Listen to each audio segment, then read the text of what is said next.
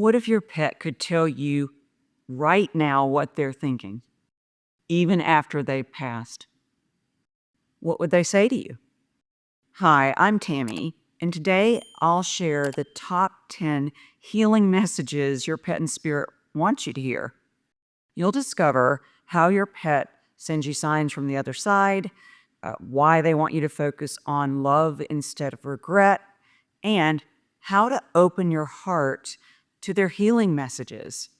These insights can help you feel closer to your pet and spirit. It'll bring you comfort as you navigate the journey of healing. They want you to listen with your heart. These are insights that I've gathered from my years of living with animals and my own animals passing and working as an animal communicator and medium. So message number 1, once connected, always connected. The bond we share with our pets doesn't end with death. In fact, it only deepens, and they want us to know that. You can't break it. You can't break the connection. It's not possible, they say. Here's practice. Drop into your heart for a minute and just feel your pet.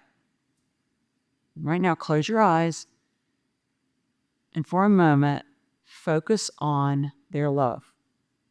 You'll notice that a connection is always there, as a warmth, as a knowing. What you connected with while they were here with you is what they really were, a spirit. And you have access to that. This is because love energy transcends time and space. You always have access at any time. When you make this a daily practice, it's like building a muscle. See if you can catch the connection not being there. It opens the doors for dreams and signs and even messages to come through. And this is what they've said. You think we're gone. We know we're not. Message number 2. We send you signs everywhere. Our pets send us signs all the time, but we often miss them because we're looking for something else. One of my clients shared her despair over not receiving any signs and signs that she wanted. She was really upset. Ironically, she had experienced some pretty specific signs, amazing ones that only she would recognize. But they weren't what she expected, so she dismissed them. They weren't on her list of validated signs. Her lack of gratitude blocked the connection. Once she opened her heart and actually started appreciating the signs after we talked about it, she began receiving more. What about you? Have you noticed feathers or certain smells or even songs that remind you of your pet? These are signs. Take a moment to appreciate them. Let them bring you into the present moment. Let it be a, wow, I can't believe this is just great kind of feeling. It opens the door for even more connection, more signs. Message 3, meet us where we are. Our pets in spirit exist in a very high vibration, like the flutter of a hummingbird's wings. Grief is a natural and heavy emotion. It's a journey that we all have to go through, but when you lift your vibration through joy or spontaneous laughter or gratitude, you meet them where they are. Okay, picture the hummingbird's wings I just mentioned and how fast they beat. One of the best ways to raise your spirit is to look at a favorite photo of your pet, one that reminds you of them, one that makes you smile. Let yourself merge with the energy of that moment. You'll notice your spirit lifts in response. Or think about the happiest moment you ever shared with your pet. What is that? Hold that feeling in your heart. Replay it. Feel it again. That's where they are. Message 4, no regrets. Your pet's journey with you unfolded exactly as it was meant to. They hold no grudges or regrets. They don't blame.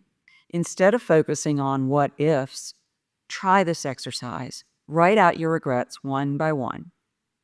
and then turn each one of them into a gratitude. For example, regret. I wish I had had more time with you. Gratitude. I'm so thankful for all the time we did have together. There's a shift that can completely change your energy and your perspective. It can start healing the hole in your heart. Message 5. Perfect timing. Your pet came into your life and left at exactly the right time for both of your soul's growth. When they make their transition, we do as well. We go through that portal with them. Death of any kind is a forced soul growth. I recently worked with a client whose soulmate dog had passed. His family paused their travel plans to care for her as her body slowed down. And he had been on the run and busy for all his life. And so that was unusual because he'd lived at such a rapid pace, filling his moments with lots of what he would have termed important. But during the pause and the time he spent with her, he realized how much he loved her and how much he appreciated the moments and how deeply she had impacted his life, something that he hadn't really thought of before because he was too busy. And after her passing, he felt ready to move forward in a way that he hadn't before, because now he carried a new appreciation for life's precious moments. Even in death, our pets guide us through major soul lessons. Message number 6. Hearts are meant to love. The animals always say, it's okay, open your heart again. Please open your heart again. Don't block it off. And one of the main ways animals help us in general in our lives is by opening our hearts. They help us connect to our truest selves. That's why I feel so good. But when we lose them, we sometimes put our hearts on lockdown, telling ourselves we can't bear to love again. Have you ever felt that way? The animals remind us again and again, don't close up shop. Keep loving. Open your heart more and more. The world needs it. You need it. So ask yourself, have I closed my heart? How would you know? Is it because you don't feel anymore? Or is it because you have deliberately put up a heart wall? What would it take to open it again? Remember, love's infinite. And opening your heart is a first step toward healing. Message 7. You hold our history. This one always gets me. Our pets' lives and their life story are filled with meaning, and their legacy lives on through you. When they pass, you become their storyteller. You hold their history. No one knows them like you do. They want to know, what will you carry forward? What was the theme of their life? Their personality, their quirks, their unique qualities. Their legacy becomes part of yours. What gifts of theirs will you share in the world? Message 8. They want you to celebrate how we lived.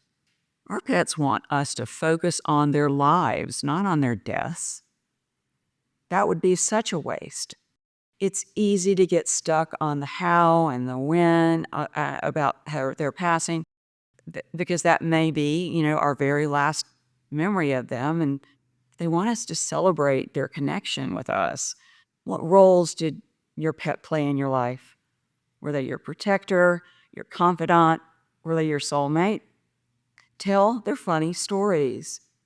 Pets love to hear their own stories. Laugh. Celebrate the joy they brought to your life. Message 9. See yourself through our eyes. Our pets always see the diamond light of our soul, even on our worst days. They see our beauty, they see our potential, they see our love. And then they reflect it back to us even more so we can see it in ourselves. Have you ever felt like your heart flame has dimmed? Think of how your pet looked at you. That look of unwavering love. I always said Katie had dreamy eyes when she looked at me. Let that memory fill you up. I can feel it now. Feel their love growing and glowing in your heart. The more you amplify that feeling, the brighter your heart light shines. Our lights are meant to be seen, and your pet's love is a part of that light. Message number 10. I love this one too. Be a love fountain, they say. As Shoji the cat once said, be a love fountain, not a love miser. Our pets want us to receive the gifts of these messages, to open up more, to lighten up more, to love more, and to share that. When you allow love to flow freely and you don't stop it up, you honor the lessons that your pet has shared with you. You honor their legacy. Which of these messages stood out to you the most? Please share in the comments. I would love to hear what touched you, and pay extra attention to that one. Your pet just DM'd you, by the way. It's likely that the one you needed to hear the most you noticed today, a sign straight from your pet. Here's a way to go deeper. Write down the message that resonated with you of those 10 that I just shared. Reflect on it. Wonder why that got my attention. Wonder why that's meaningful in my life right now. Why would you get that message? How can you carry it forward? What is your pet trying to share with you? Each of these messages is a doorway to healing, growth, and transformation. You could do all of them separately. Our pets are here to remind us to open up, to lighten up, to love more. If this video touched your heart, if it resonated with you in some way, please like and share and subscribe for more healing messages and insights from the animals. Together, we can honor the love and light our pets bring to our lives, even from the other side. Thank you for watching, and I'll see you next week with more messages from the animals.